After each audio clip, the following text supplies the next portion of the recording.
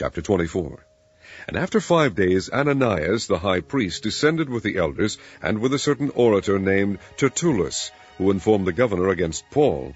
And when he was called forth, Tertullus began to accuse him, saying, Seeing that by thee we enjoy great quietness, and that very worthy deeds are done unto this nation by thy providence, we accept it always, and in all places, most noble Felix, with all thankfulness.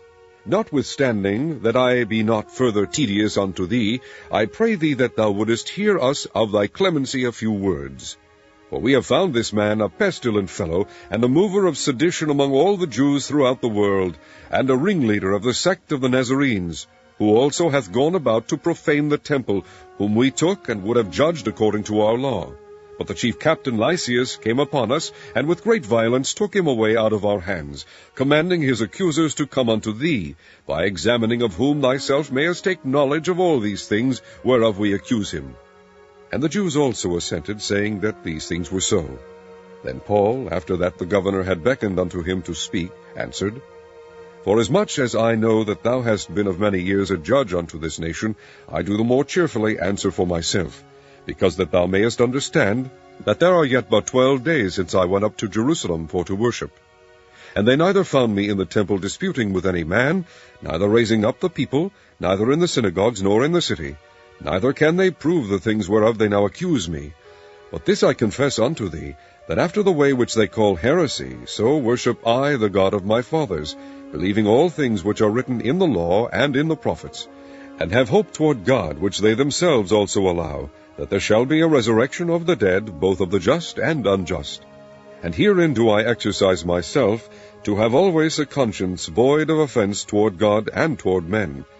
Now after many years I came to bring alms to my nation and offerings, whereupon certain Jews from Asia found me purified in the temple, neither with multitude nor with tumult, who ought to have been here before thee, and object, if they had aught against me. Or else let these same here say, if they have found any evil doing in me while I stood before the council, except it be for this one voice, that I cried standing among them, Touching the resurrection of the dead, I am called in question by you this day. And when Felix heard these things, having more perfect knowledge of that way, he deferred them, and said, When Lysias the chief captain shall come down, I will know the uttermost of your matter. And he commanded a centurion to keep Paul, and to let him have liberty, and that he should forbid none of his acquaintance to minister or come unto him. And after certain days, when Felix came with his wife Drusilla, which was a Jewess, he sent for Paul, and heard him concerning the faith in Christ. And as he reasoned of righteousness, temperance, and judgment to come, Felix trembled, and answered, Go thy way for this time. When I have a convenient season, I will call for thee.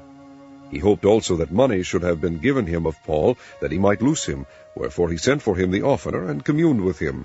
But after 2 years, Porcius Festus came into Felix's room, and Felix, willing to shew the Jews a pleasure, left Paul bound.